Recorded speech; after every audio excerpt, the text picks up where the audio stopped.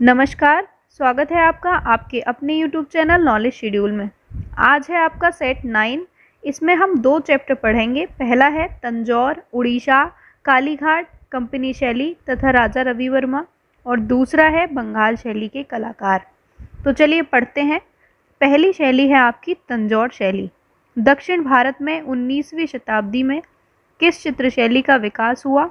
तो तंजौर शैली का विकास दक्षिण भारत में 19वीं शताब्दी में देखने को मिलता है।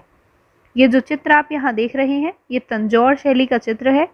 ये ग्लास पेंटिंग है। इसका शीर्षक है कृष्ण और रुक्मिणी। वह कौन सा स्थान है जो कांच पर चित्रकारी के लिए प्रसिद्ध है? तो ये है तंजौर, जो है तमिलनाडु में। तंजौर चित्रकला का मुख्य विषय है। हिंदू देवी देवताओं का चित्रण तंजौर चित्रकला का मुख्य विषय रहा। कांच पर चित्रकारी किन रंगों से होती है? तो अपारदर्शी रंगों से कांच पर चित्रकारी होती है। अपारदर्शी रंग वे होते हैं जिनसे आर पार नहीं दिखता। ऐसे रंगों को अपारदर्शी रंग कहा जाता है जिनसे कांच पर चित्रकारी होती है। बाल कृष्ण नामक चित्र किस शैली का उत्कृष्ट उदाहरण है? तो तंजौर शैली का उत्कृष्ट उदाहरण है बाल कृष्ण नामक चित्र। तंजौर शैली के प्रसिद्ध कलाकार हैं तो ये हैं सी कोडिया राजू। सी कोडिया राजू तंजौर शैली के प्रसिद्ध कलाकार हैं। अगली जो शैली आती है वो है उड़ीसा शैली। उड़ीसा प्रसिद्ध है पटचित्रण के लिए। पटचित्रण के लिए उड़ीसा प्रसिद्ध है। उड़ीसा शैली की विषय वस्तु है राधा कृष्ण। राधा कृष्ण जो है वो उड़ीसा शैली की विषय वस्तु रही है। उड़ीसा के पटचित्रों का मुख्य केंद्र है जगन्नाथपुरी। जगन्नाथपुरी उड़ीसा के पटचित्रों का मुख्य केंद्र रहा था। अगली शैली आती है कालीघाट शैली या बाजार पेंटिंग। कलकत्ता में काली मंदिर के निकट बिकने वाले पटचित्रों को बंगाल में क्या कहते हैं? तो कलकत्ता में काली मंदिर के निकट जो चित्र बिकते थे उन्हें कालीघाट पेंटिंग के नाम से जाना जाता था। ये जो पेंटिंग आप यहाँ देख रहे हैं ये कालीघाट शैली की पेंटिंग है। इसका शीर्षक है रावण हनुमान के गले मिलता हुआ। 1880 ईस्वी में इसे बनाया गया था। कालीघाट शैली का आरंभ हुआ कलकत्ता में स्थित प्रसिद्ध काली माता के मंदिर से। कालीघाट शैली का आरंभ हुआ था। 1971 ईस्वी में लंदन से एक बृहद ग्रंथ कालीघाट पेंटिंग्स किसने प्रकाशित किया? तो ये थे डब्ल्यू.जी. आर्चर। डब्ल्यू.जी. आर्चर ने 1971 ईस्वी में लंदन से एक बृहद ग्रंथ कालीघाट पेंटिंग्स प्रकाशित किया था। कालीघाट शैली के मुख्य चित्रकार थे तो ये दोनों भाई थे। ये थे एन.सी. घोष और के.सी. घोष। एन.सी. घोष और के.सी. घोष दोनों भाई थे जो कालीघाट शैली के मुख्य चित्रकार थे। कालीघाट चित्रकार कहे जाते हैं पटुआ कलाकार। पटुआ कलाकार के नाम से कालीघाट चित्रकारों को जाना जाता है। संगीत का अभ्यास करते हुए उत्तम चित्र है कालीघाट शैली का। कालीघाट शैली का जो चित्र है संगीत का अभ्यास करते हुए। कालीघाट चित्रों का विषय था राम, कृष्ण, शिव, महाभारत, काली माता के विभिन्न रूप, बंगाली बाबू के वेश्यावृत्ति के दृश्य, वैष्णव पर व्यंग, श्यामकांत बनर्जी का तंत्र योग तथा तारकेश्वर स्कैंडल आदि। राम, कृष्ण, शिव, महाभारत, काली माता के विभिन्न रूप, बंगाली बाबू के वेश्यावृत्ति के दृश्य, वैष्णव पर व्यंग, श्यामकांत बनर्जी का तंत्र योग तथा तारकेश्वर स्कैंडल आदि जो थे वो कालीघाट शैली के चित्रों का विषय थे। कालीघाट चित्रों का माध्यम था कपड़े पर टेम्परा माध्यम। कपड़े पर टेम्परा माध्यम कालीघाट शैली के चित्रों का माध्यम था। डब्ल्यू.जी. आर्चर ने किस चित्र शैली को बाजार पेंटिंग्स कहा है? तो ये कहा है कालीघाट शैली को। कालीघाट शैली को डब्ल्यू.जी. आर्चर ने बाजार पेंटिंग्स कहा है। अगली शैली आती है आपकी कंपनी शैली। इसको पटना शैली के नाम से भी जाना जाता है। कंपनी शैली को और किस नाम से जाना जाता है? तो पटना शैली के नाम से कंपनी शैली को जाना जाता है। ये जो चित्र आप यहाँ देख रहे हैं ये कंपनी शैली का चित्र है। इसका शीर्षक है खान बहादुर खान अपने कबीले के पुरुषों के साथ। 1815 ईस्वी में इसको बनाया गया था। पटना शैली की खोज कब और किसने की थी?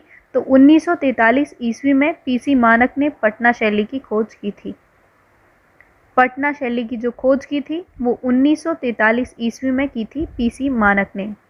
मुगल तथा यूरोपीय तत्वों के मिश्रण से बनी चित्रशैली किस नाम से प्रसिद्ध थी? तो ये थी कंपनी शैली के नाम से। मुगल तथा यूरोपीय तत्वों के मिश्रण से जो शैली प्रसिद्ध थी वो थी कंपनी शैली। उस्ताद राम प्रसाद किस शैली के चित्रकार थे? तो कंपनी शैली के चित्रकार थे उस्ताद राम प्रसाद। पटना कला शैली का विकास किन दो कला शैलियों के सम्मिश्रण से हुआ? तो ये हुआ था यूरोपीय एवं भारतीय कला शैली के सम्मिश्रण से। अगर मुगल और यूरोपीय शैली अगर ऑप्शन में देता है तब भी सही है, और यूरोपीय और भारतीय शैली ऑप्शन में देता है तब भी सही है। पटना कला शैली का जो विकास हुआ था वो यूरोपीय भारतीय दोनों शैलियों के सम्मिश्रण से हुआ था। कला शैली के भारतीय केंद्रों में प्रसिद्ध है, तो ये प्रसिद्ध है पटना। पटना जो है वो कला शैली के भारतीय केंद्रों में प्रसिद्ध है, इसीलिए कंपनी शैली को पटना शैली के रूप में भी जाना जाता है। पटना क्यों चित्रकारों का केंद्र बना? तो व्यापारिक केंद्र होने के कारण पटना चित्रकारों का केंद्र बना। उत्तर भारत में कंपनी शैली का प्रमुख केंद्र था पटना। पटना जो था वो उत्तर भारत में कंपनी शैली के प्रमुख केंद्र था।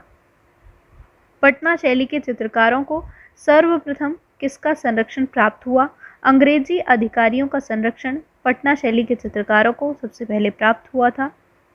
मुगल चित्रकला के पतन के पश्चात जो शैली विभिन्न केंद्रों में स्थापित हुई वो कंपनी शैली के नाम से जानी गई। कंपनी शैली मुगल चित्रकला के पतन के पश्चात विभिन्न केंद्रों में स्थापित हुई थी। मुगल साम्राज्य के पतन के पश्चात उत्तर भारत में किस प्रकार के चित्र अधिक बनाए गए? तो लघु व्यक्ति चित्र मुगल साम्राज्य के पतन के पश्चात उत्तर भारत में अधिक बनाए गए थे। मुगल शैली के चित्रकारों ने 19वीं शताब्दी में आश्रय की खोज में किस शैली को जन्म दिया? तो ये थी कंपनी शैली। कंपनी शैली को मुगल शैली के चित्रकारों ने आश्रय की खोज में जन्म दिया था। अंग्रेजी शासन के कारण जिस नवीन चित्र शैली का जन्म हुआ वो थी कंपनी शैली। कंपनी शैली का जन्म अंग्रेजी शासन के कारण हुआ था। कंपनी शैली के प्रसिद्ध कलाकार थे ईश्वरी प्रसाद। ईश्वरी प्रसाद जो थे वो कंपनी शैली के प्रसिद्ध चित्रकार थे। लालचंद्र किस शैली के चित्रकार थे? तो ये भी कंपनी शैली के चित्रकार थे। दो नाम आपको अभी यहाँ बता दिए गए, ईश्वरी प्रसाद तथा लालचंद्र, ये दोनों ही कंपनी शैली के चित्रकार थे। अभ्रक के पात्रों पर चित्रों के उदाहरण प्राप्त होते हैं पटना शैली से। पटना या कंपनी शैली जिसको कहा जाता है, वहाँ से अभ्रक के पात्रों पर चित्रों के उदाहरण प्राप्त होते हैं।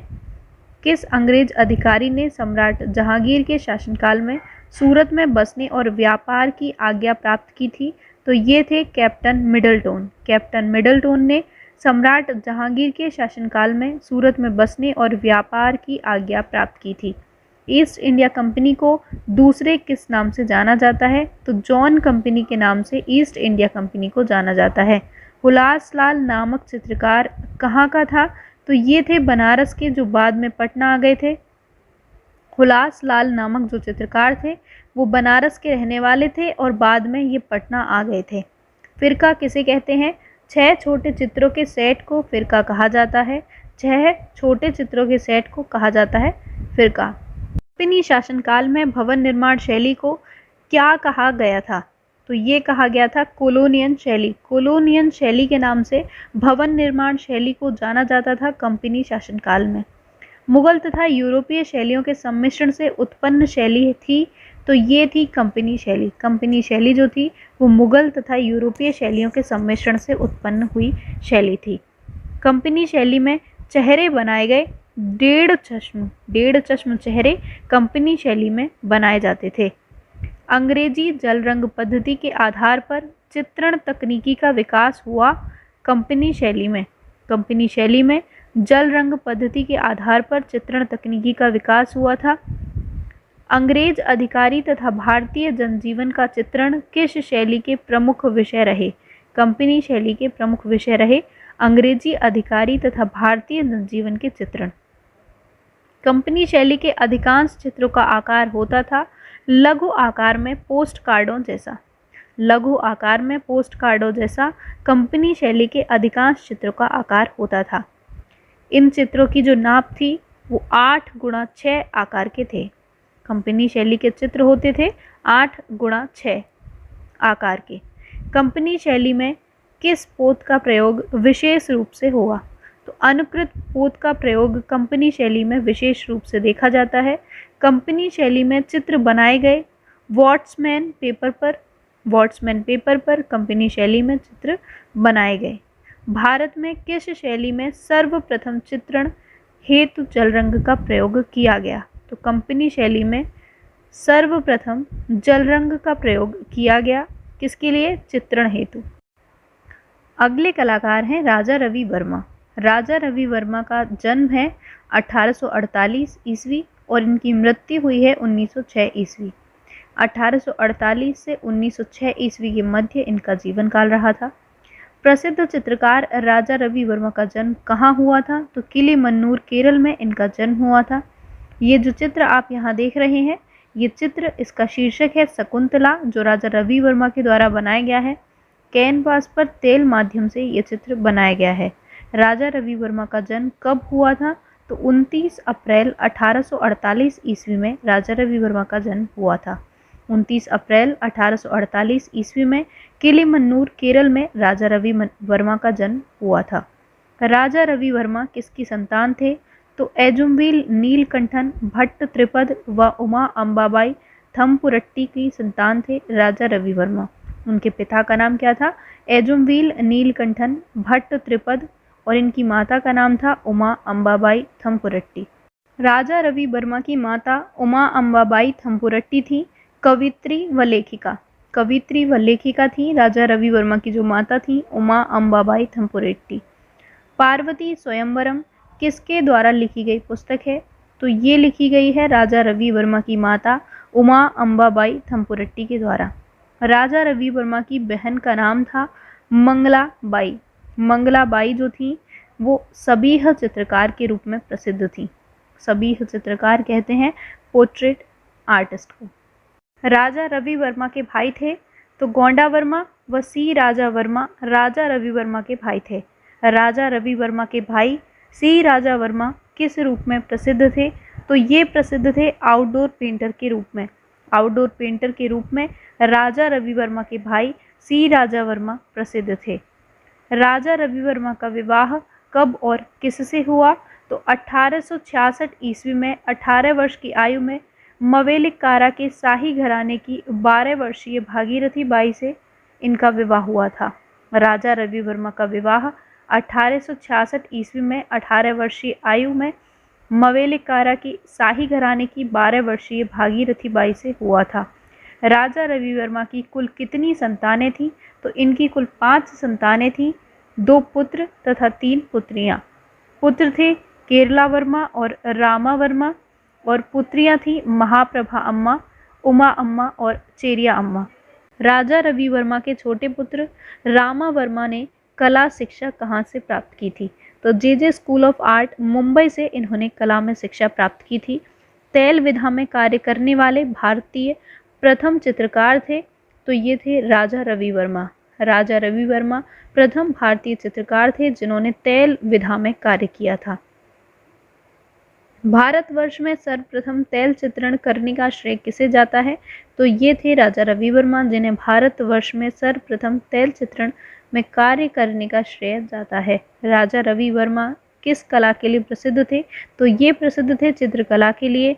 उस चित्रकार का नाम बताइए जिन्होंने यूरोपीय शैली में भारतीय विषयों पर चित्र बनाए थे। तो राजा रवि वर्मा ने यूरोपीय शैली में भारतीय विषयों पर चित्र बनाए थे।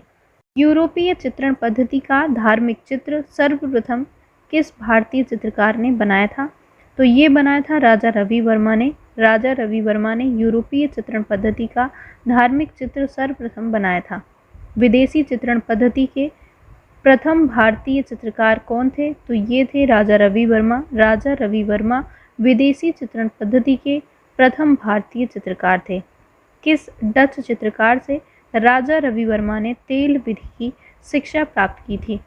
तो ये जो चित्रकार थे जिससे राजा रवि वर्मा ने तेल विधि की शिक्षा प्राप्त की थी वो थे थियोडोर जेन्सन। थियोडोर जेन्सन से राजा रवि वर्मा ने तेल विधि की शिक्षा प्राप्त की थी। राजा रवि वर्मा के चित्रों का विषय क्या था? तो पौराणिक विषय राजा रवि वर्मा के चित्रों का रहा। राजा रवि वर्मा को किसने संरक्षण प्रदान किया? तो त्रावणकोर के महाराज अलालम थिरुनल ने राजा रवि वर्मा को संरक्षण प्रदान किया था। त्रावणकोर के महाराज अलालम थिरुनल ने राजा रवि वर्मा को संरक्षण प्रदान किया था। राजा रवि वर्मा के आरंभिक कला गुरु थे मदुरई के चित्रकार अलागिरी नायडू। मदुरई के जो चित्रकार थे अलागिरी नायडू, वो राजा रवि वर्मा के आरंभिक कला गुरु रहे थे। राजा रवि वर्मा के दूसरे गुरु राम स्वामी नायडू किस शैली से संबंधित थे? तो ये संबंधित थे तंजौर शैली से। राजा रवि वर्मा के जो गुरु थे दूसरे, वो थे राम स्वामी नायडू और ये तंजौर शैली से संबंधित थे। किस अंग्रेज प्रशासक ने राजा रवि वर्मा को प्रोत्साहित किया? तो ये थे एडगर्ड थर्डसन। एडगर्ड थर्डसन ने राजा रवि वर्मा को प्रोत्साहित किया। राजा रवि वर्मा का चित्र राम समुद्र में मदमर्दन करते हुए कैनवास पर तैलीय रंग कहाँ संग्रहित है? तो ये संग्रहित है चित्रशाला, मैसूर, कर्नाटक में। राजा रवि वर्मा का जो चित्र है राम समुद्र में मदमर्दन करते हुए, ये इसका माध्यम है तैलीय रंग और यह चित्रशाला, मैसूर, कर्नाटक में संग्रहित है। वर्ष 1904 ईस्वी में ब्रिटिश सम्राट की ओर से किसने राजा रवि वर्मा को कैसरे हिंद गोल्ड मेडल प्रदान किया था? तो ये थे वायसराय लॉर्ड कर्जन, जिन्होंने 1904 ईस्वी में ब्रिटिश सम्राट की ओर से राजा रवि वर्मा को कैसरे हिंद गोल्ड मेडल प्रदान किया था। विश्व की सबसे महंगी साड़ी जो बेशकीमती 12 रत्नों व धातुओं से जड़ी है, जिसका मूल्य 40 लाख रुपए है, किसके चित्रों की नकल से सुसज्जित है? तो ये है राजा रवि वर्मा के जो चित्र है उसके नकल से सुसज्जित की गई साड़ी है, जो विश्व की सबसे महंगी साड़ी है, जो 12 रत्नों व धातुओं से जड़ी है। वर्ष 1873 ईस्वी में वियना कला सम्मेलन में प्रथम पुरस्कार पाने वाले भारतीय चित्रकार थे, तो ये थे राजा रवि वर्मा। राजा रवि वर्मा 1873 ईस्वी में वियना कला सम्मेलन में प्रथम पुरस्कार पाने वाले प्रथम भारतीय चित्रकार थे। राजा रवि वर्मा ने भारत में सर्वप्रथम स्थापित किया ओलियोग्राफी प्रेस, जिसको लिथोग्राफी प्रेस भी कहा जाता है। ओलियोग्राफी प्रेस की स्थापना भारत में की थी राजा रवि वर्मा ने। इसे लिथोग्राफी प्रेस के नाम से भी जाना जाता है। ओलियोग्राफी प्रेस लगाने में राजा रवि वर्मा ने किन जर्मन विशेषज्ञों का सहयोग प्राप्त किया? तो ये थे जिरचई तथा स्लेचर। जिरचई तथा स्लेचर के सहयोग से राजा रवि वर्मा ने लिथोग्राफी प्रेस की स्थापना भारत में की थी। सन 1894 ईस्वी में त्रावणकोर के तत्कालीन दीवान सर टी माधवराव की सलाह पर राजा रवि वर्मा ने अपना लिथोग्राफिक प्रेस सर्वप्रथम कहाँ खोला? तो ये खोला था घाटकोपर, मुंबई में। इस तरीके के क्वेश्चन पूछ लिए जाते हैं। 1894 ईस्वी में त्रावणकोर के तत्कालीन दीवान सर टी माधवराव की सलाह पर राजा रवि वर्मा ने अपने लिथोग्राफी प्रेस सर्वप्रथम घाटकोपर, मुंबई में खोला था। घाटकोपर, मुंबई में इन्होंने 1894 ईस्वी में लिथोग्राफी प्रेस की स्थापना की थी। किस कलाकार के चित्रों की प्रतिलिपि अधिकांश घरों में पाई जाती हैं? तो ये हैं राजा रवि वर्मा, जिनके चित्रों की प्रतिलिपियां अधिकांश घरों में पाई जाती हैं। 7 नवंबर 2014 को रिलीज हुई केतन मेहता की Rang Rasiya colour of passion film किस चित्रकार के जीवन पर आधारित है? तो ये आधारित है राजा रवि वर्मा के जीवन पर। रंगरसिया कलर ऑफ पैशन जो फिल्म है केतन मेहता के द्वारा बनाई गई, ये 7 नवंबर 2014 को रिलीज हुई थी। राजा रवि वर्मा के जीवन पर आधारित है। राजा रवि वर्मा के चित्रों का सबसे बड़ा संग्रह कहाँ है? तो चित्रा आर्ट गैलरी त्रिवेंद्रम और इसके बाद लक्ष्मी विलास पैलेस बड़ोदरा में राजा रवि वर्मा के चित्रों का सबसे बड़ा संग्रह प्राप्त होता है। शकुंतला वियोग किसकी कृति है? राजा रवि वर्मा की। राजा रवि वर्मा की कृति है शकुंतला वियोग। राजा रवि वर्मा द्वारा चित्रित घोड़े में मैसूर के राजा की 3D पेंटिंग कहाँ सुरक्षित है? तो ये सुरक्षित है मैसूर के महल में। मैसूर के महल में घोड़े में मैसूर के राजा की 3D पेंटिंग सुरक्षित है, जो राजा रवि वर्मा के द्वारा बनाई गई थी। किस चित्रकार के चित्र रंगमंच से युक्त हैं? तो राजा रवि वर्मा के चित्र रंगमंच से युक्त हैं। किन नाटक मंडलियों से राजा रवि वर्मा ने प्रेरणा ली थी? तो ये थी पारसी नाटक मंडली, जिनसे राजा रवि वर्मा ने प्रेरणा ली थी। वर्ष 2013 में किस महान कलाकार के सम्मान में बुध ग्रह पर स्थित एक क्रेटर का नाम क्रेटर वर्मा कर दिया गया? तो ये थे राजा रवि वर्मा, जिनके नाम पर बुध ग्रह पर स्थित एक क्रेटर का नाम क्रेटर वर्मा कर दिया गया था। ये 2013 में किया गया था। गैलेक्सी ऑफ म्यूजिशियंस किसकी प्रसिद्ध पेंटिंग है? तो ये प्रसिद्ध है राजा रवि वर्मा की। गैलेक्सी ऑफ म्यूजिशियंस नामक पेंटिंग राजा रवि वर्मा की पेंटिंग है। राजा रवि वर्मा की अन्य मुख्य कृतियां हैं श्री कृष्ण, हरिश्चंद्र, रावण और जटायु, इंद्रजीत पर विजय तथा भारतीय फल विक्रेता। ये जो कृतियां हैं ये सभी राजा रवि वर्मा की कृतियां हैं। श्री कृष्ण, हरिश्चंद्र, रावण और जटायु, इंद्रजीत पर विजय तथा भारतीय फल विक्रेता। राजा रवि वर्मा की मृत्यु कब हुई थी? तो 2 अक्टूबर 1906 ईस्वी को राजा रवि वर्मा की मृत्यु हुई थी। अब आपकी स्टार्ट होती है बंगाल शैली के कलाकार। इनका जो टाइम है वो है 1905 ईस्वी से लेकर 1920 ईस्वी के मध्य। तो चलिए स्टार्ट करते हैं बंगाल शैली। बंगाल शैली कहाँ विकसित हुई? तो बंगाल राज्य में बंगाल शैली विकसित हुई थी। बंगाल शैली का विकास हुआ था 1905 ईस्वी से 1920 ईस्वी के मध्य बंगाल शैली का विकास हुआ था। ये जो चित्र आप यहाँ देख रहे हैं ये अवनींद्र नाथ टैगोर का बनाया हुआ चित्र है जो कि बंगाल शैली का है। इसका शीर्षक है भारत माता। 1905 ईस्वी में इसको बनाया गया था। इसका माध्यम है वॉश पद्धति। बंगाल चित्र शैली ने आधारशिला रखी थी। तो बंगाल चित्र शैली ने आधारशिला रखी थी आधुनिक भारतीय चित्रकला की। आधुनिक भारतीय चित्रकला की आधारशिला बंगाल शैली ने रखी थी। भारतीय आधुनिक चित्रकला का इतिहास आरंभ होता है बंगाल शैली से। बंगाल शैली से ही भारतीय आधुनिक चित्रकला का इतिहास आरंभ होता है। भारतीय चित्रकला के पुनर्जागरण का श्रेय किसे जाता है? तो ये जाता है बंगाल शैली को। बंगाल शैली को भारतीय चित्रकला के पुनर्जागरण का श्रेय जाता है। बंगाल में एक नवीन कला आंदोलन किसके सहयोग से आरंभ हुआ था? तो अवनींद्र नाथ टैगोर के सहयोग से बंगाल में एक नवीन कला आंदोलन आरंभ हुआ था। बंगाल पुनरुत्थान युग के प्रवर्तक थे अवनींद्र नाथ टैगोर। अवनींद्र नाथ टैगोर जो थे वो बंगाल पुनरुत्थान युग के प्रवर्तक थे।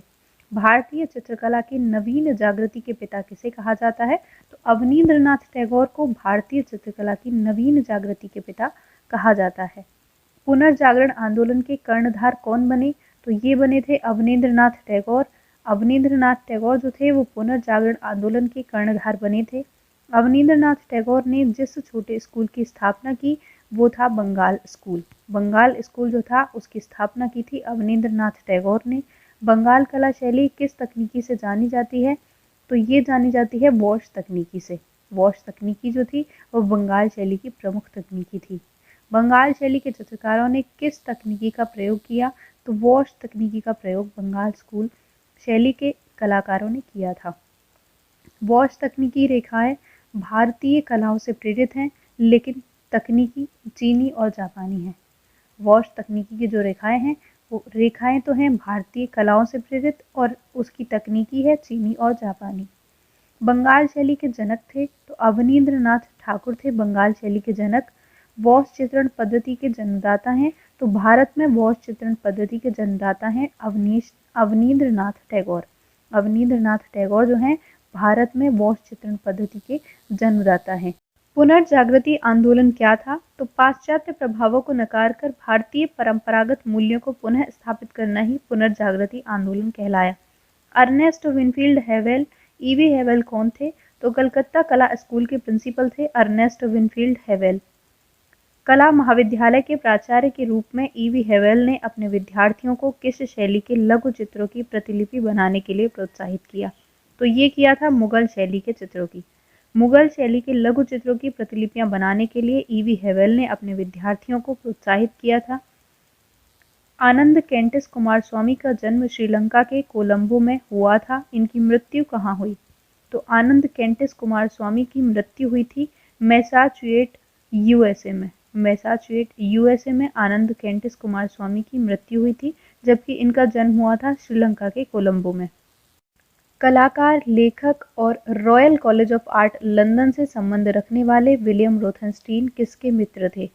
तो ये थे अवनींद्र नाथ टैगोर के। अवनींद्र नाथ टैगोर के मित्र थे William Rothenstein. Indian Society of Oriental Art की स्थापना कब हुई थी? तो 1907 ईस्वी में Indian Society of Oriental Art की स्थापना हुई थी। Indian Society of Oriental Art के प्रथम अध्यक्ष कौन थे? तो ये थे लॉर्ड किचनर। लॉर्ड किचनर जो थे Indian Society of Oriental Art के प्रथम अध्यक्ष थे। Indian Society of Oriental art में कितने सदस्य थे? तो इसमें कुल 35 सदस्य थे, जिसमें से 30 अंग्रेज थे और 5 भारतीय। 1913 ईस्वी में आनंद कैंटिस कुमारस्वामी की कौन सी पुस्तक प्रकाशित हुई? तो कला एवं स्वदेश नामक पुस्तक 1913 ईस्वी में आनंद कैंटिस कुमारस्वामी की प्रकाशित हुई थी। भारतीय कला जगत में यूरोपीय कला शैलियों के प्रति रुचि उत्पन्न करने का कार्य किसने किया? तो ये किया था 18वीं शती के अंत में 19वीं शती के आरंभ में ब्रिटिश पेशेवर चित्रकारों ने। ब्रिटिश पेशेवर जो चित्रकार थे उन्होंने 18वीं शती के अंत में और 19वीं शती के आरंभ में भारतीय कला जगत में यूरोपीय कला शैलियों के प्रति रुचि उत्पन्न करने का कार्य किया था। बंगाल शैली का दूसरा नाम था ठाकुर शैली। बंगाल शैली को ठाकुर शैली के नाम से भी जाना जाता है। 19वीं शताब्दी में भारत में कला विद्यालय किसने स्थापित किया था? तो ये थे ब्रिटिश शासक। ब्रिटिश शासकों ने 19वीं शताब्दी में भारत में कला विद्यालय स्थापित किया था। हिशिदा कौन था? तो हिशिदा था जापानी चित्रकार। जापानी चित्रकार जो था वो था हिशिदा। ओकाकुरा जापान से भारत कब आया? 1902 ईस्वी में ओकाकुरा जापान से भारत आया था। ओकाकुरा जो कि एक जापानी कलाकार था, उसकी प्रसिद्ध पुस्तक का नाम क्या है? तो ideals of the east Okakura की प्रसिद्ध पुस्तक का नाम है। रूपम नामक कला पत्रिका का प्रकाशन 1919 ईस्वी में कलकत्ता से किसने आरंभ किया था? अर्धेंदु कुमार गांगुली ने। ओशी गांगुली ने रूपम नामक पत्रिका का प्रकाशन 1919 ईस्वी में कलकत्ता से आरंभ किया था। 1954 ईस्वी में राजेंद्र लाल मिश्र तथा यतीन्द्र मोहन ने किस संस्थान का स्थापना की थी? तो ये थी उद्योग कला संस्थान, जिसकी स्थापना राजेंद्र लाल मिश्र तथा यतीन्द्र मोहन ने की थी 1954 ईस्वी में। अगले कलाकार हैं अवनींद्र नाथ टैगोर। इनका जीवन काल है 1871 से 1951 ईस्वी के मध्य। 1871 में इनकी जन्म हुआ था, 1951 ईस्वी में इनकी मृत्यु हुई थी। अवनींद्र नाथ ठाकुर का जन्म कब और कहाँ हुआ था? तो 7 अगस्त 1871 ईस्वी को जोरासांको कलकत्ता पश्चिम बंगाल में इनका जन्म हुआ था। अवनींद्र नाथ टैगोर का विवाह किससे हुआ था? तो सुहासिनी देवी से अवनींद्र नाथ टैगोर का विवाह हुआ था। अवनींद्र नाथ टैगोर द्वारा रचित ग्रंथ है भारतीय शिल्प परिचय 1909 ईस्वी, षडंग 1914 ईस्वी और बंगलार व्रत 1919 ईस्वी। इनके सन याद करना बेहद ज़रूरी है, इसलिए सन के साथ ही आप इन्हें पढ़ें। भारत शिल्प परिचय ये है 1909 ईस्वी, षडंग 1914 ईस्वी, बंगलार व्रत 1919 ईस्वी। कलकत्ता कला विद्यालय के प्रथम भारतीय प्रधानाचार्य कौन थे? तो ये थे अवनींद्र नाथ टैगोर। अवनींद्र नाथ टैगोर जो थे वो कलकत्ता कला विद्यालय के प्रथम भारतीय प्रधानाचार्य थे। ये जो चित्र आप यहाँ देख रहे हैं ये अवनींद्र नाथ टैगोर का चित्र है। इसका शीर्षक है शाहजहां की मृत्यु। 1902 ईस्वी में इसको बनाया गया था। शाहजहां की मृत्यु इनका बहुत ही प्रसिद्ध चित्र है। बंगाल शैली के संस्थापक चित्रकार प्रवर्तक कौन थे? तो ये थे अवनींद्र नाथ टैगोर। अवनींद्र नाथ टैगोर जो थे वो बंगाल शैली के संस्थापक चित्रकार या प्रवर्तक माने जाते हैं। आधुनिक चित्रकला के पितामह कौन थे? तो अवनींद्र नाथ टैगोर जो थे वो आधुनिक चित्रकला के पितामह माने जाते हैं। अवनींद्र नाथ टैगोर के शिष्य तथा बंगाल शैली में कार्य करने वाले अन्य कलाकार कौन थे? तो ये थे चितेंद्र नाथ Majumdar, Nandlal Bose, Asit Kumar Haldar, Devi Prasad Rai Chaudhary, Shailendra Nath day, Mukul day, Sharda उकील, Surendra Ganguly, Ravishankar Raul, AR Chughtai और W.K. वेंकटप्पा। ये जो सभी चित्रकार थे ये अवनींद्र नाथ टैगोर के शिष्य थे तथा बंगाल शैली के अन्य कलाकारों में गिने जाते हैं। एक बार फिर से देख लीजिए। चितेंद्र नाथ मजूमदार, नंदलाल बोस, असित कुमार हल्दर, देवी प्रसाद राय चौधरी, शैलेंद्र नाथ डे, मुकुल डे, शारदा उकील, सुरेंद्र गांगुली, रविशंकर राउल और AR चुगताई व K वेंकटप्पा। भारतीय शिल्प षडंग के लेखक हैं तो ये हैं अवनींद्र नाथ टैगोर। अवनींद्र नाथ टैगोर जो हैं भारतीय शिल्प षडंग के लेखक हैं। अवनींद्रनाथ टैगोर ने जापानी वॉश तकनीकी की शिक्षा किससे प्राप्त की थी? तो ये इन्होंने प्राप्त की थी याकोहामा, तैकान तथा हिशिदा से।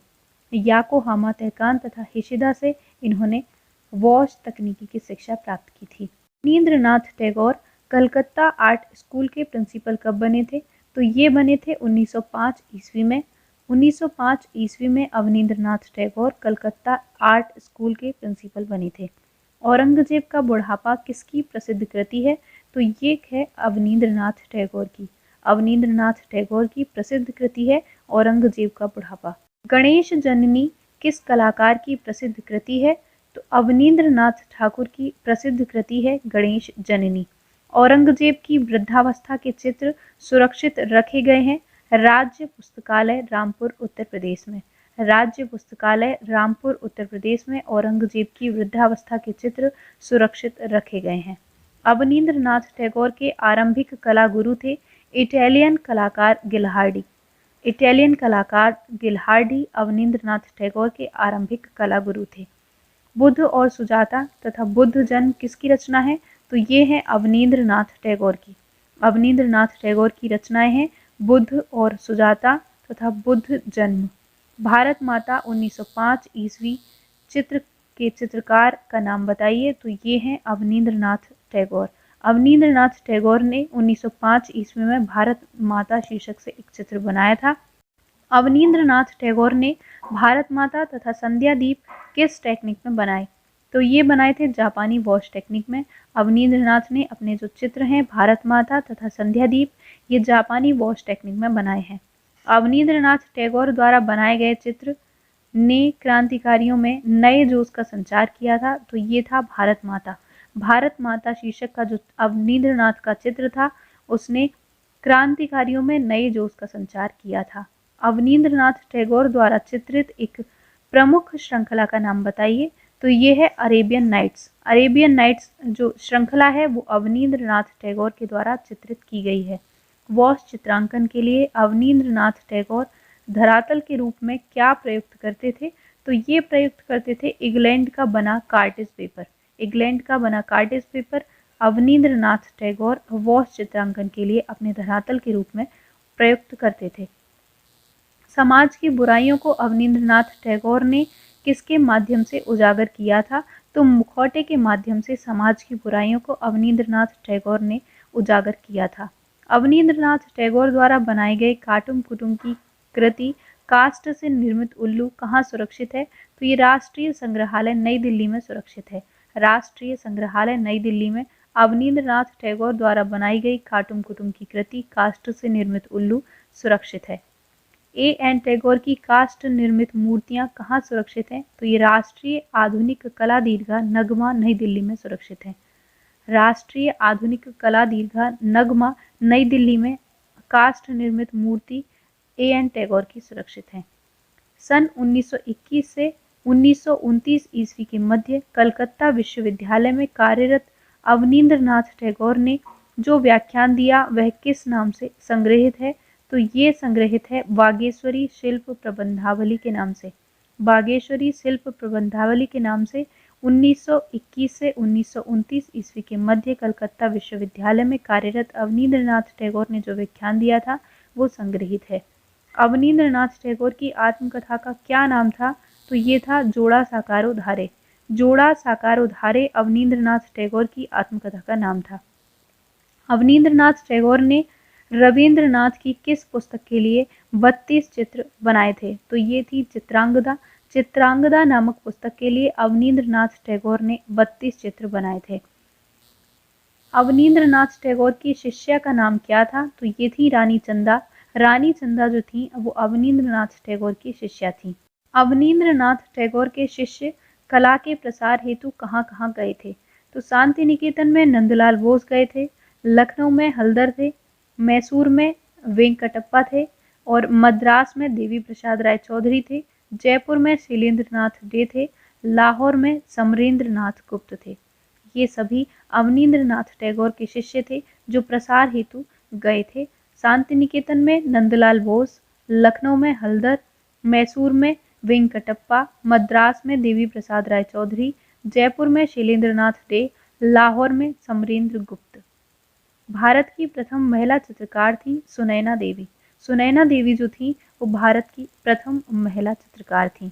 सुनैना देवी कौन थी? तो अवनींद्रनाथ टैगोर की बहन थी सुनैना देवी। सुनैना देवी जो थी वो अवनींद्रनाथ टैगोर की बहन थी। राज कहानी नामक बंगला साहित्य किसने लिखा था? तो ये लिखा था अवनींद्रनाथ टैगोर ने। अवनींद्रनाथ टैगोर ने राज कहानी नामक बंगला साहित्य लिखा था। बच्चों के लिए किसने अवन ठाकुर नामक पुस्तक लिखी थी? तो ये लिखी थी अवनींद्रनाथ ठाकुर ने। अवनींद्रनाथ ठाकुर ने अवन ठाकुर के नाम से बच्चों के लिए पुस्तकें लिखी थी।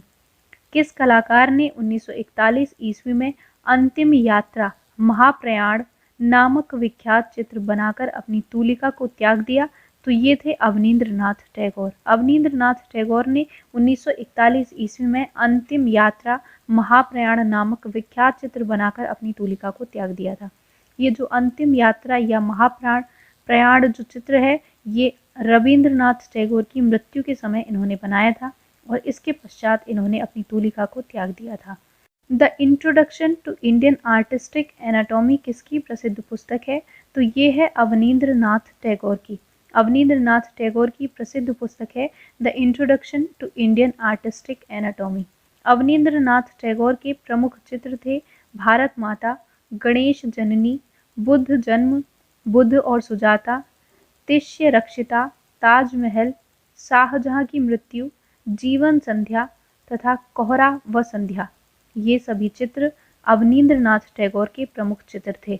भारत माता, गणेश जननी, बुद्ध जन्म, बुद्ध और सुजाता, तिष्य रक्षिता, ताजमहल, शाहजहां की मृत्यु, जीवन संध्या तथा कोहरा व संध्या। अगले कलाकार हैं असित कुमार हल्दर। इनका जीवन काल है 1890 से 1964 ईस्वी के मध्य। 1890 में इनका जन्म हुआ था, 1964 ईस्वी में इनकी मृत्यु हुई थी। असित कुमार हल्दर का जन्म हुआ था 10 सितंबर 1890 ईस्वी को कोलकाता में। कोलकाता में 10 सितंबर 1890 ईस्वी को असित कुमार हल्दर का जन्म हुआ था। असित कुमार हल्दर किस आर्ट कॉलेज के प्रथम भारतीय प्रिंसिपल थे? तो ये थे लखनऊ आर्ट कॉलेज के। लखनऊ आर्ट कॉलेज के प्रथम भारतीय प्रिंसिपल थे असित कुमार हल्दर। किस चित्रकार ने बाघ, अजंता व जोगीमारा के भित्ति चित्रों की प्रतिलिपियां बनाई?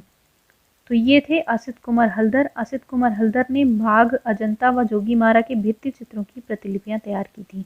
असित कुमार हल्दर की प्रसिद्ध पुस्तकें हैं अवर हेरिटेज इन आर्ट और दूसरी पुस्तक है art and tradition. Our heritage in art तथा आर्ट एंड ट्रेडिशन इनकी प्रसिद्ध पुस्तकें हैं। असित कुमार हल्दर जाने जाते हैं आधुनिक कलाकार के रूप में। असित कुमार हल्दर के प्रसिद्ध चित्र ध्रुव को 1914 ईस्वी में किस पुस्तक में प्रकाशित किया गया था?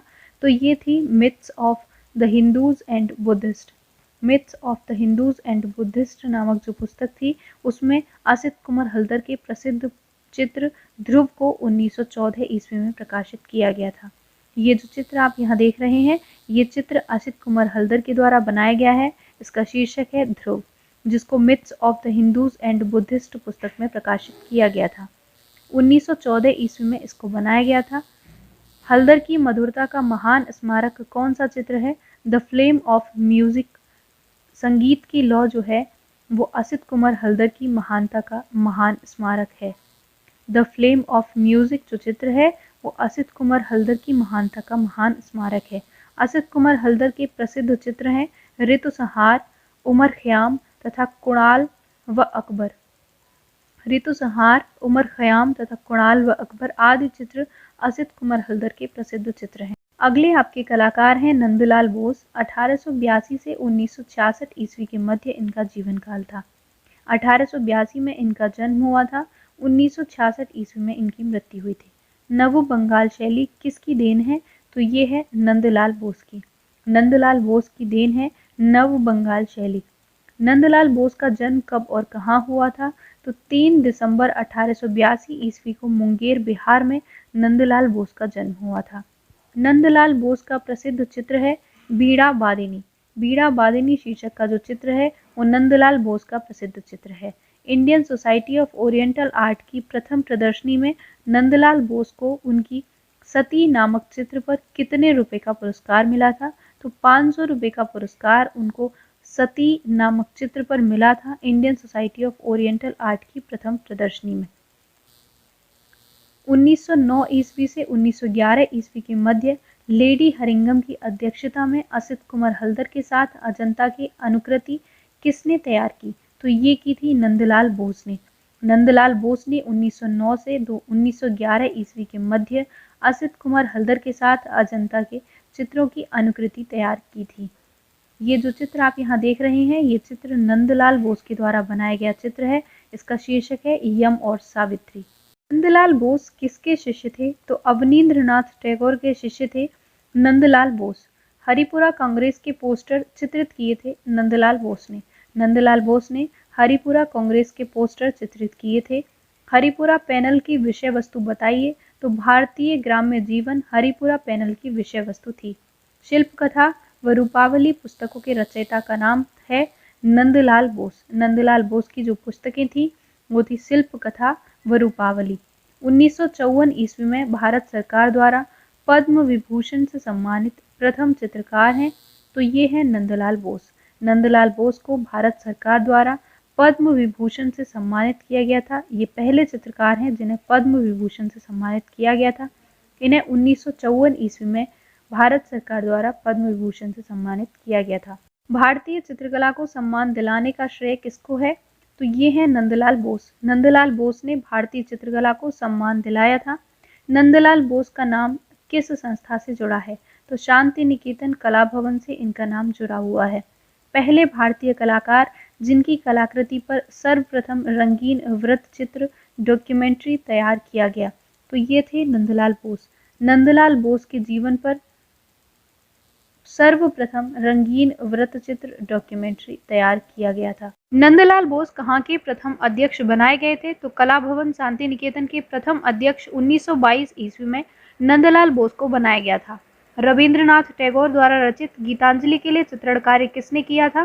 तो नंदलाल बोस ने रविंद्रनाथ टैगोर की जो पुस्तक थी गीतांजलि उसके लिए चित्रण कार्य किया था।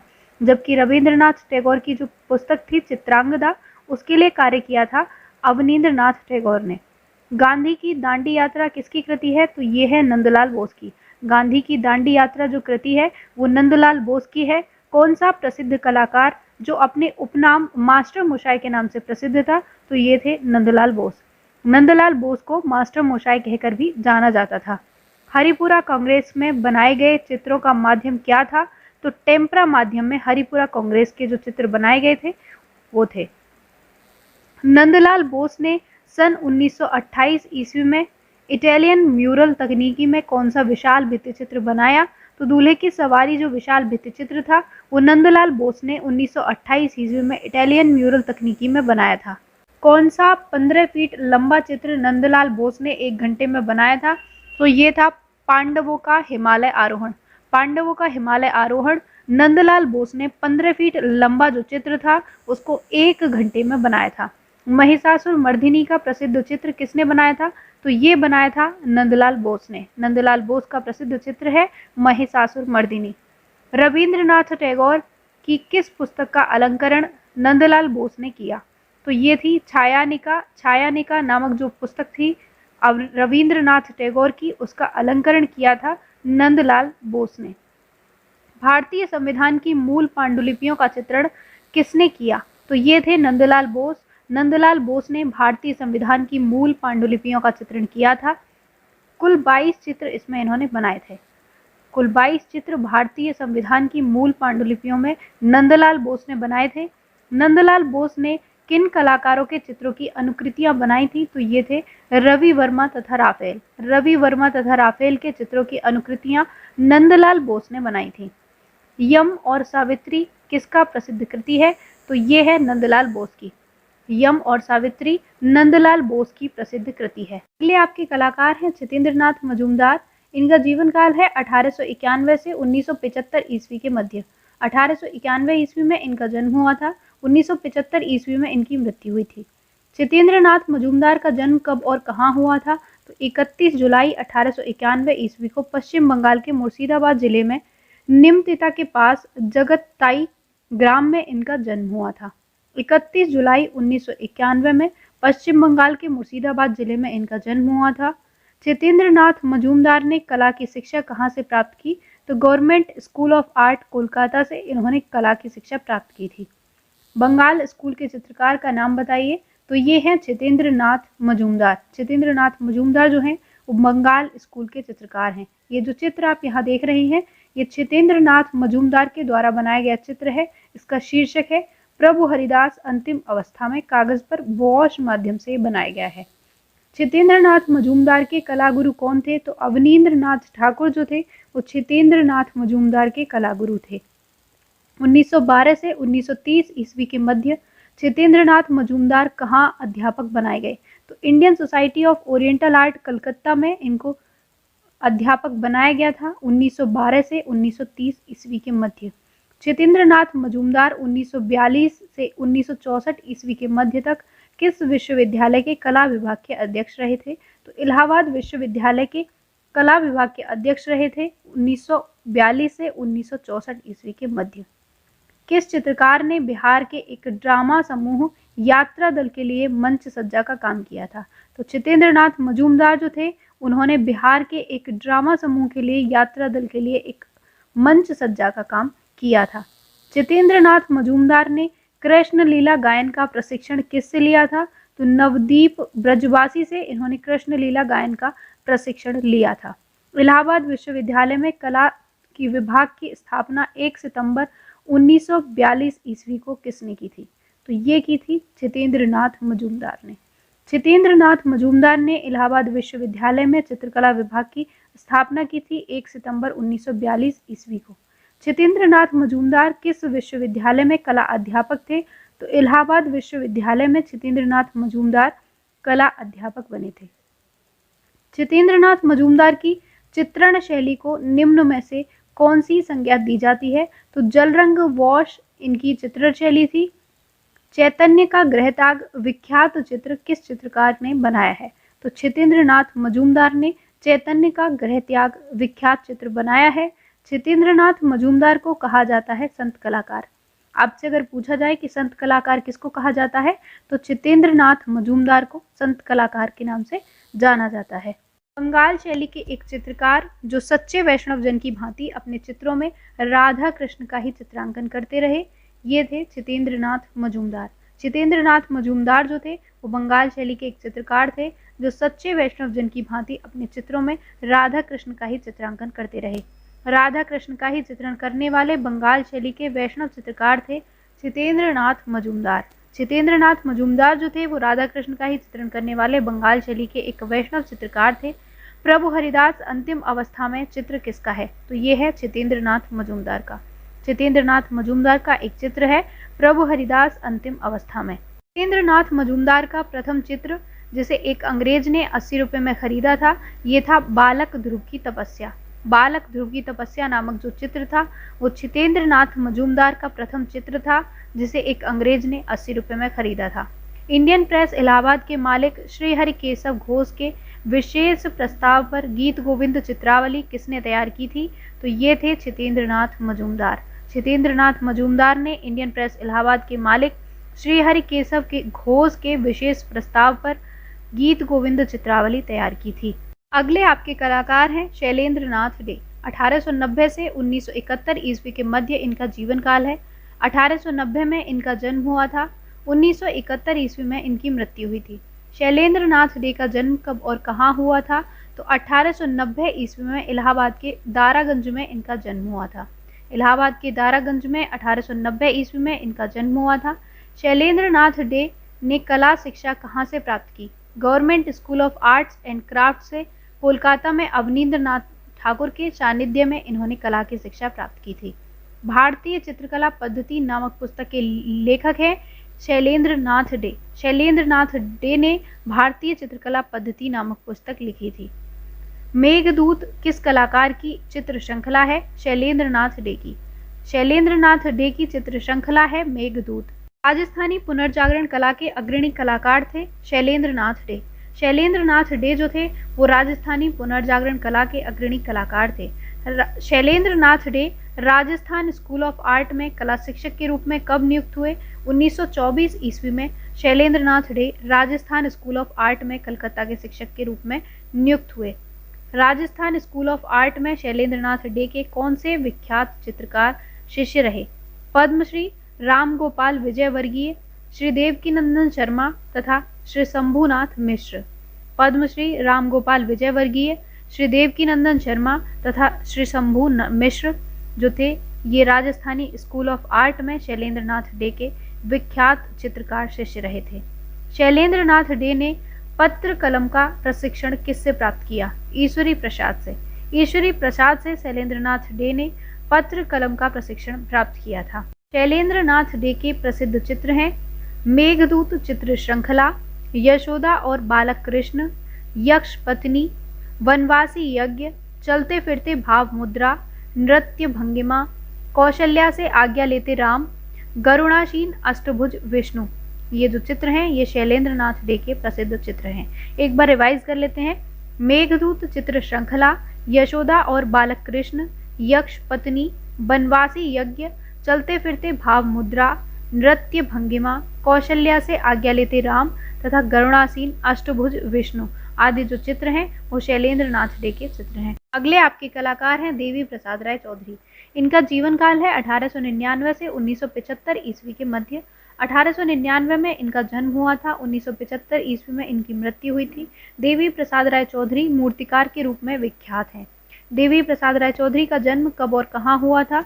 तो 15 जून 1899 ईस्वी को अविभाजित बंगाल में रंगपुर जिले में तेजहट में इनका जन्म हुआ था, जो कि वर्तमान में बांग्लादेश में है।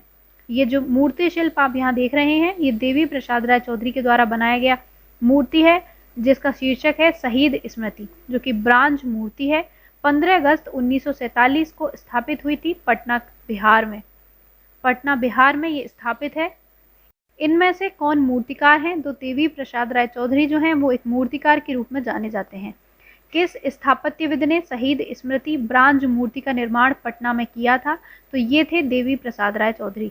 देवी प्रसाद राय चौधरी ने शहीद स्मृति नामक जो मूर्ति थी उसका ब्रांज मूर्ति थी उसका निर्माण पटना में किया था। ट्रम्प ऑफ लेबर मूर्ति किसने बनाई थी? तो ये बनाई थी डीपी राय चौधरी ने। ट्रम्प ऑफ लेबर जो मूर्ति थी वो डीपी राय चौधरी ने बनाई थी। श्रम की विजय जिसको इंग्लिश में ट्रम्प ऑफ लेबर कहा जाता है, मूर्ति को 1954 ईस्वी में कांस्य एवं सीमेंट के संयोजन से मूल रूप से देवी प्रसाद राय चौधरी ने कहाँ निर्मित किया था? तो मरीना समुद्र तट चेन्नई पर इन्होंने श्रम की विजय नामक मूर्ति को 1954 ईस्वी में स्थापित किया था। श्रम की विजय Trump of labour Devi Prasad Rai Chaudhary के द्वारा बनाया गया एक सार्वजनिक मूर्ति कला संरचना है जो दर्शाता है राज्य मिस्त्रियों के एक समूह को जो पत्थर के एक बड़े टुकड़े को भरसक उठाने का प्रयास कर रहे हैं। राज्य मिस्त्रियों का एक समूह जो पत्थर के एक बड़े टुकड़े को भरसक उठाने का प्रयास कर रहे हैं, श्रम की विजय मूर्ति में दर्शाया गया है, जो कि देवी प्रसाद राय चौधरी की है। डीपी राय चौधरी की प्रसिद्ध कृति श्रम की विजय की एक प्रतिकृति 1959 ईस्वी में कहाँ स्थापित की गई थी? तो ये स्थापित की गई थी राष्ट्रीय आधुनिक कला संग्रहालय नई दिल्ली के मुख्य द्वार पर। राष्ट्रीय आधुनिक कला संग्रहालय नई दिल्ली के मुख्य द्वार पर डीपी राय चौधरी की प्रसिद्ध कृति श्रम की विजय की एक प्रतिकृति 1959 ईस्वी में स्थापित की गई थी। डीपी राय चौधरी की प्रसिद्ध कृति श्रम की विजय ट्रम्प ऑफ लेबर कहाँ स्थापित है? तो ये स्थापित है राष्ट्रीय आधुनिक कला संग्रहालय नई दिल्ली के परिसर के मुक्ताकाश में। राष्ट्रीय आधुनिक कला संग्रहालय नई दिल्ली के परिसर के मुक्ताकाश में डीपी राय चौधरी की प्रसिद्ध कृति श्रम की विजय की एक प्रतिकृति स्थापित है। राष्ट्रीय ललित कला अकादमी जिसकी स्थापना 5 अगस्त 1954 ईस्वी को हुई थी, इसके प्रथम अध्यक्ष कौन थे? तो इसके प्रथम अध्यक्ष थे देवी प्रसाद राय चौधरी। राष्ट्रीय ललित कला अकादमी जिसकी स्थापना 5 अगस्त 1954 ईस्वी को हुई थी, इसके प्रथम अध्यक्ष देवी प्रसाद राय चौधरी थे। डीपी राय चौधरी की कृतियों पर किसका प्रभाव था? तो फ्रेंच प्रभाववादी मूर्तिकार अगस्त रोंदे का प्रभाव डीपी राय चौधरी की प्रसिद्ध कृतियों पर देखने को मिलता है। 1929 ईस्वी में government school of art Madras के प्रथम भारतीय प्रधानाचार्य कौन नियुक्त किए गए? देवी प्रसाद राय चौधरी। देवी प्रसाद राय चौधरी जो थे 1929 ईस्वी में government college of art Madras के प्रथम भारतीय प्राचार्य नियुक्त किए गए थे। वास्तुकला, धातु ढलाई, मूर्ति रचना तथा आधुनिक चित्र रचना पद्धति को किस स्थान के कला विद्यालय में प्रमुखता से शिक्षण में सम्मिलित किया गया था? तो ये किया गया था मद्रास कला विद्यालय में। मद्रास में वास्तुकला, धातु ढलाई, मूर्ति रचना तथा आधुनिक चित्र रचना पद्धति को प्रमुखता से शिक्षण में सम्मिलित किया गया था। देवी प्रसाद राय चौधरी को भारत सरकार ने किस वर्ष पद्म भूषण पुरस्कार से सम्मानित किया था? तो इन्हें किया था 1958 ईस्वी में। देवी प्रसाद राय चौधरी को भारत सरकार ने पद्म भूषण सम्मान से सम्मानित किया था। अगले आपके कलाकार हैं अब्दुल रहमान चुगताई। इनका जीवन काल है 1897 से 1975 ईस्वी के मध्य। 1897 में इनका जन्म हुआ था, 1975 ईस्वी में इनकी मृत्यु हुई थी। अब्दुल रहमान चुगताई का जन्म कब और कहाँ हुआ था? तो 21 सितंबर 1897 ईस्वी को पाकिस्तान के लाहौर में अब्दुल रहमान चुगताई का जन्म हुआ था। अब्दुल रहमान चुगताई के आरंभिक कला शिक्षक थे उस्ताद मीर बख्श। उस्ताद मीर बख्श जो थे वो अब्दुल रहमान चुगताई के आरंभिक कला शिक्षक थे। अब्दुल रहमान चुगताई ने कला की विधिवत शिक्षा कहाँ से ग्रहण की थी?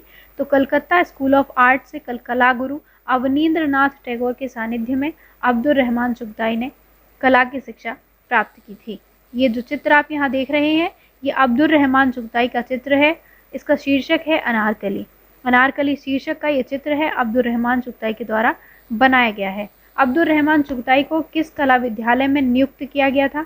तो Mayo school of art Lahore में अब्दुल रहमान चुगताई को नियुक्त किया गया था। दक्षिण एशिया का पहला आधुनिक मुस्लिम कलाकार किसे माना जाता है? अब्दुल रहमान चुगताई को। अब्दुल रहमान चुगताई को दक्षिण एशिया का पहला आधुनिक मुस्लिम कलाकार माना जाता है। किसे पाकिस्तान का प्रथम राष्ट्रीय कलाकार माना जाता है? तो ये है अब्दुल रहमान चुगताई। अब्दुल रहमान चुगताई को पाकिस्तान का प्रथम राष्ट्रीय कलाकार माना जाता है। अपने चित्रों में कैलीग्राफिक लाइन सुलेखीय रेखा का प्रयोग किसने किया था? तो ये किया था अब्दुल रहमान चुगताई ने।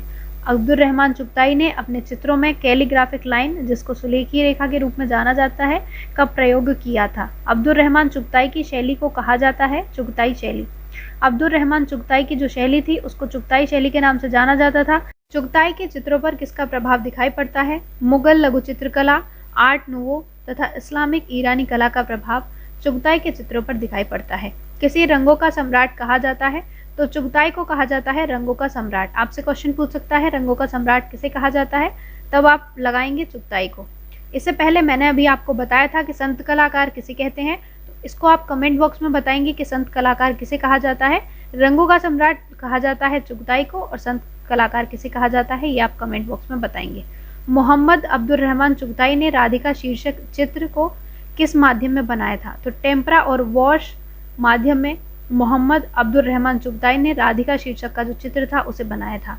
चुगताई ने अपनी कुल कितनी पुस्तकों को प्रकाशित किया? तो चुगताई ने कुल 3 पुस्तकों को प्रकाशित किया था।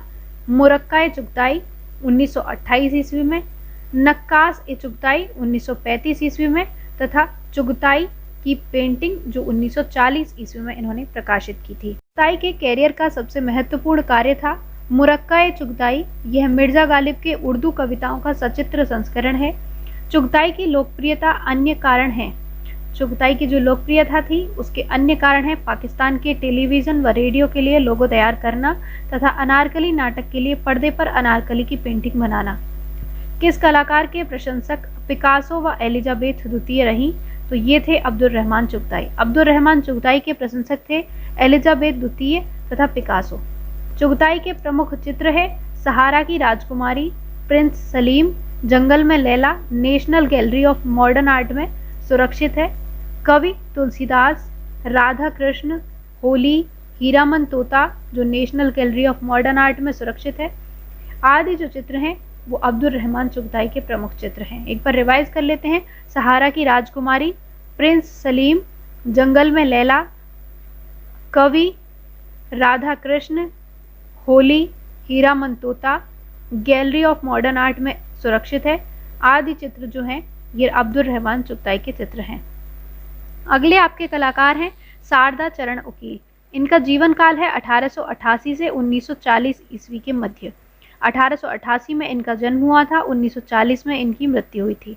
शारदा चरण उकील का जन्म कब और कहाँ हुआ था?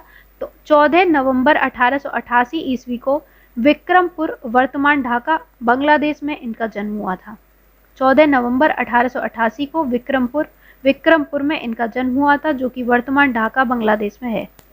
शारदा चरण उकील ने कला शिक्षा कहाँ से व किसके निर्देशन में प्राप्त की? तो गवर्नमेंट स्कूल ऑफ आर्ट्स में अवनींद्रनाथ टैगोर के निर्देशन में इन्होंने कला की शिक्षा प्राप्त की थी।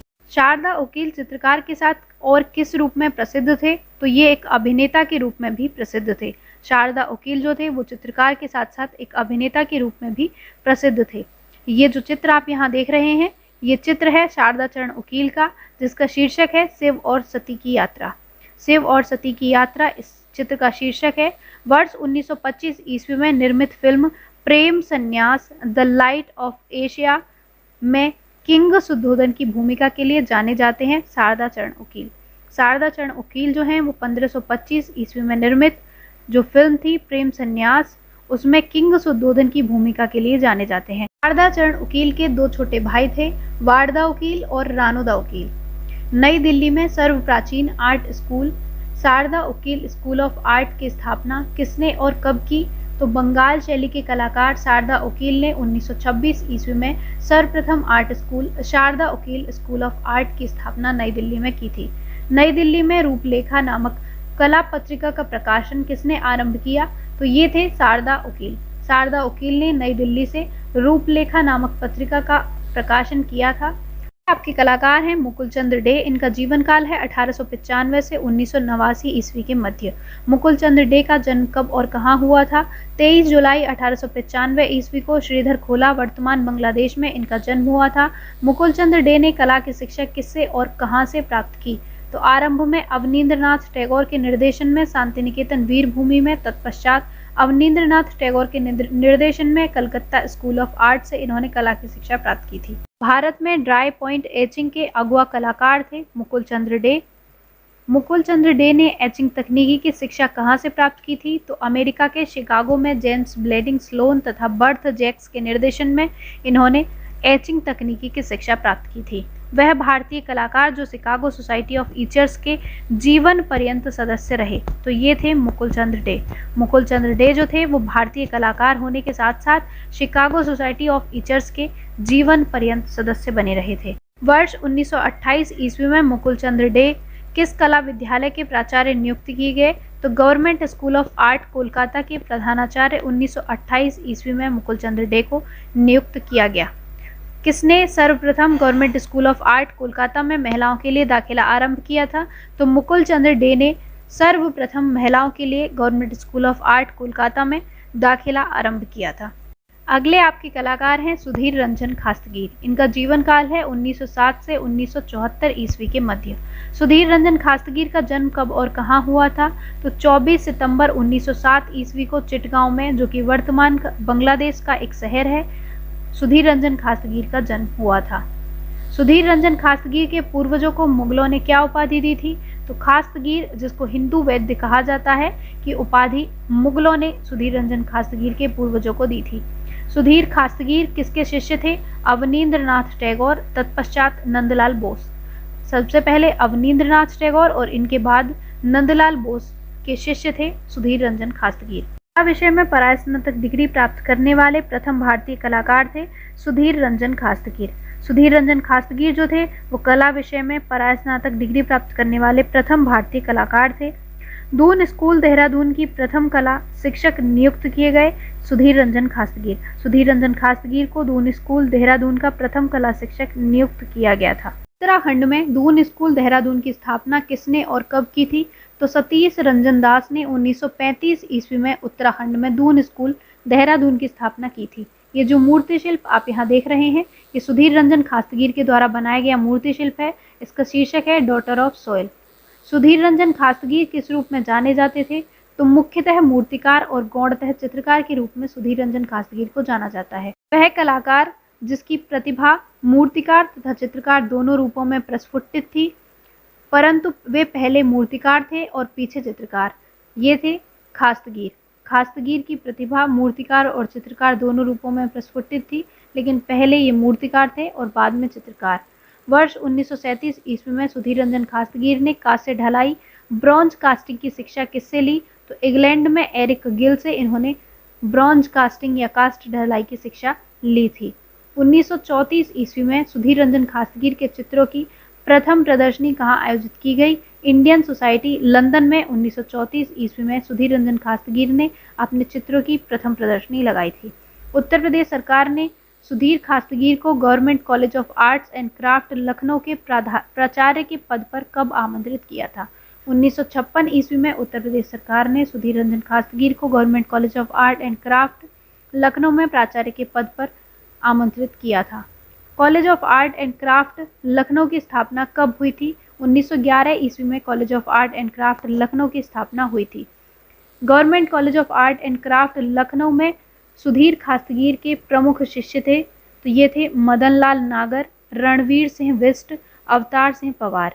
मदन लाल नागर, रणवीर सिंह बिष्ट, अवतार सिंह पवार जो थे ये सुधीर रंजन खासगीर के प्रमुख शिष्य थे government college of arts and craft Lucknow में। 1957 ईस्वी में भारत सरकार द्वारा पद्मश्री पुरस्कार प्राप्त करने वाले प्रथम कलाकार थे सुधीर रंजन खासगीर। सुधीर रंजन खासगीर जो थे 1957 ईस्वी में भारत सरकार द्वारा पद्मश्री पुरस्कार प्राप्त करने वाले प्रथम कलाकार थे। लीनो माध्यम में बना टोरसो चित्र किसका है? सुधीर रंजन खासगीर का। सुधीर रंजन खासगीर ने लीनो माध्यम में टोरसो चित्र बनाया है। खासगीर के मूर्ति शिल्पों पर किसका प्रभाव है? यूरोपीय कलाकार रोंदा का प्रभाव खासगीर के मूर्ति शिल्पों पर देखने को मिलता है। सुधीर रंजन खासगीर की सर्वश्रेष्ठ मूर्ति शिल्प जिसे मद्रास फाइन आर्ट सोसाइटी की हाल की प्रदर्शनी में मूर्तिकला के लिए पहला पुरस्कार दिया गया, यह है डॉटर ऑफ सॉइल।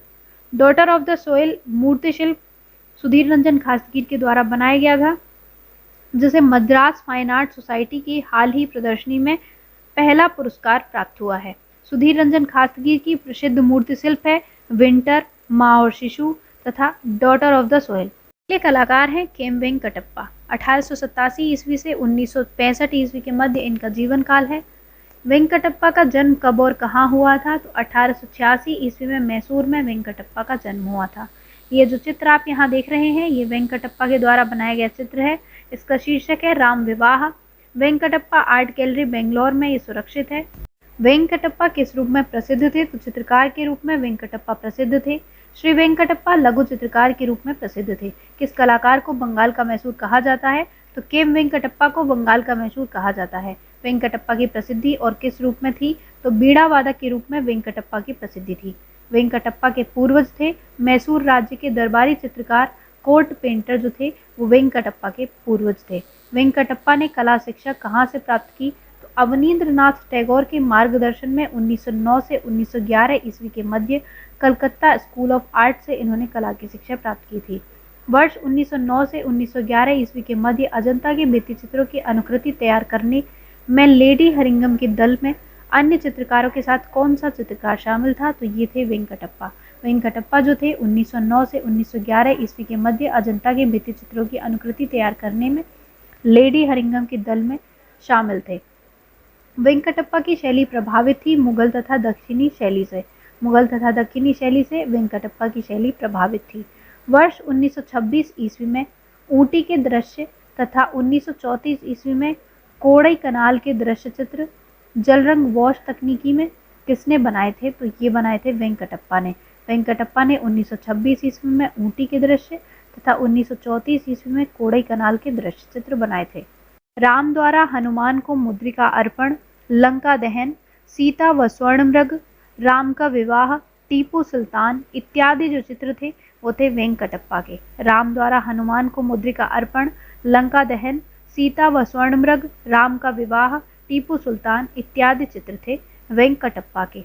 वर्ष 1934 ईस्वी में कर्नाटक सरकार ने किस कलाकार के नाम से बेंगलुरु में वेंकटप्पा आर्ट गैलरी की स्थापना की थी? तो ये थे वेंकटप्पा। वेंकटप्पा के नाम पर 1974 ईस्वी में कर्नाटक सरकार ने बेंगलुरु में वेंकटप्पा आर्ट गैलरी की स्थापना की थी। अगले कलाकार है कनु देसाई। इनका जीवन काल है 1907 से 1980 ईस्वी के मध्य। विख्यात कलाकार कनु देसाई का जन्म कब और कहाँ हुआ था? 1907 ईस्वी में गुजरात के भड़ोच शहर में इनका जन्म हुआ था। कनु देसाई किस रूप में प्रसिद्ध थे? तो चित्रकार और कला निर्देशक के रूप में कनु देसाई प्रसिद्ध थे। कनु देसाई की कला शिक्षा कहाँ और किसके मार्गदर्शन में हुआ? तो शांति निकेतन में नंदलाल बोस के मार्गदर्शन में कनु देसाई की कला की शिक्षा हुई थी। कनु देसाई ने किन विषयों से संबंधित चित्र अधिक बनाए थे? राधा कृष्ण, मीरा, उत्सव, त्योहार व श्रृंगारिक प्रसंगों से संबंधित चित्र कनु देसाई ने बनाए थे। कनु देसाई द्वारा निर्मित प्रमुख चित्र है मीरा, राधा कृष्ण, भारत माता, वट सावित्री और अर्चना। याद रहे, भारत माता जो चित्र है वो अवनींद्रनाथ टैगोर के द्वारा भी बनाया गया था, और आगे भी हम पढ़ेंगे कि किन किन कलाकारों के द्वारा भारत माता शीर्षक का चित्र बनाया गया है। कनु देसाई के जो प्रमुख चित्र थे वो मीरा, राधा कृष्ण, भारत माता, वट सावित्री तथा अर्चना नामक चित्र इनके थे। कौन कलाकार चलचित्र जगत से भी संबंधित रहा और अनेक उत्तम फिल्मों के निर्देशन किया? तो ये थे कनु देसाई। कनु देसाई चलचित्र जगत से भी संबंधित रहे और इन्होंने अनेक उत्तम फिल्मों का निर्देशन किया था। किन फिल्मों में कनु देसाई ने कला निर्देशन का कार्य किया था? तो ये थी राम राज्य, बैजू बावरा, नवरंग, भरत मिलाप और झनक झनक पायल बाजे। कनु देसाई की जो फिल्म थी जिनमें इन्होंने निर्देशित किया था ये थी राम राज्य, बैजू बावरा, नवरंग, भरत मिलाप और झनक झनक पायल बाजे। वर्ष 1957 ईस्वी में कनु देसाई को किस फिल्म के लिए सर्वश्रेष्ठ कला निर्देशन का फिल्म फेयर अवार्ड मिला था? झनक झनक पायल बाजे के लिए 1957 ईस्वी में कनु देसाई को सर्वश्रेष्ठ कला निर्देशन का फिल्म फेयर अवार्ड मिला था। किसे 1938 ईस्वी में गुजराती संस्कृति में सर्वोच्च पुरस्कार रंजीत राम स्वर्ण चंद्रक मिला? तो ये थे कनु देसाई। कनु देसाई को 1938 ईस्वी में गुजरात संस्कृति में सर्वोच्च पुरस्कार रंजीत राम स्वर्ण पदक मिला था। कनु देसाई को गुजरात राज्य ललित कला अकादमी द्वारा गुजरात गौरव पुरस्कार किस वर्ष मिला था? तो 1965 ईस्वी में कनु देसाई को गुजरात राज्य ललित कला अकादमी द्वारा गुजरात गौरव पुरस्कार दिया गया था। अगले कलाकार हैं समरेंद्र नाथ गुप्त। इनका जीवन काल है 1887 से 1964 ईस्वी के मध्य। समरेंद्र नाथ गुप्त का जन्म कब और कहाँ हुआ था? तो कलकत्ता में 1887 ईस्वी में इनका जन्म हुआ था। समरेंद्र नाथ गुप्त ने कला शिक्षा कहाँ और किसके निर्देशन में प्राप्त की? कलकत्ता कला विद्यालय अवनींद्रनाथ टैगोर के निर्देशन में समरेंद्र नाथ गुप्त ने कला की शिक्षा प्राप्त की थी। Mayo college of arts and craft Lahore के प्रथम भारतीय प्राचार्य नियुक्त किए गए समरेंद्र नाथ गुप्त। समरेंद्र नाथ गुप्त को Mayo college of arts and craft Lahore के प्रथम भारतीय प्रधानाचार्य नियुक्त किया गया था। वर्ष 1914 ईस्वी में असित कुमार हल्दर के साथ जोगी मारा के भित्ति चित्रों की प्रतिलिपियां किसने तैयार की थी? तो ये थे समरेंद्र नाथ गुप्त। समरेंद्र नाथ गुप्त ने 1914 ईस्वी में असित कुमार हल्दर के साथ जोगी मारा के भित्ति चित्रों की प्रतिलिपियां तैयार की थी। अगले आपके कलाकार हैं शैलोज मुखर्जी। 1907 से 1960 ईस्वी के मध्य इनका जीवन काल है। शैलोज मुखर्जी का जन्म कब और कहाँ हुआ था? 1907 ईस्वी में पश्चिम बंगाल में इनका जन्म हुआ था। ये जो चित्र आप यहाँ देख रहे हैं ये शैलोज मुखर्जी के द्वारा बनाया गया चित्र है। इसका शीर्षक है माँ और शिशु। शैलोज मुखर्जी की कला किस प्रकार की है? तो रंगवादी या फाववादी प्रकार की शैलोज मुखर्जी की कला है। शैलोज मुखर्जी ने किस यूरोपीय कलाकार से प्रेरणा ली थी? तो शैलोज मुखर्जी ने यूरोपीय कलाकार मातिस से प्रेरणा ली थी। आधुनिक कलाकारों तथा अमृता शेरगिल के मध्य किसने सेतु का कार्य किया? तो ये थे शैलोज मुखर्जी। शैलोज मुखर्जी ने आधुनिक कलाकारों व अमृता शेरगिल के मध्य सेतु का कार्य किया था। इंपीरियल टोबैको कंपनी में कला निदेशक पद पर रहे थे शैलोज मुखर्जी। शैलोज मुखर्जी जो थे वो इंपीरियल टोबैको कंपनी में कला निर्देशक के पद पर रहे थे। लोक कला व बसौली शैली से प्रभावित कलाकार थे शैलोज मुखर्जी। शैलोज मुखर्जी लोक कला व बसौली शैली से प्रभावित थे। 1937 ईस्वी में शैलोज मुखर्जी की पहली एकल प्रदर्शनी कहाँ आयोजित हुई? तो ये हुई थी कलकत्ता में। किस कलाकार ने विवाह नहीं किया था? तो ये थे शैलोज मुखर्जी जिन्होंने विवाह नहीं किया था। आज का आपका वीडियो यहीं ख़त्म होता है। फिर मिलते हैं एक नए टॉपिक के साथ, नए वीडियो के साथ। वीडियो पसंद आया हो तो चैनल को लाइक शेयर सब्सक्राइब ज़रूर कीजिएगा।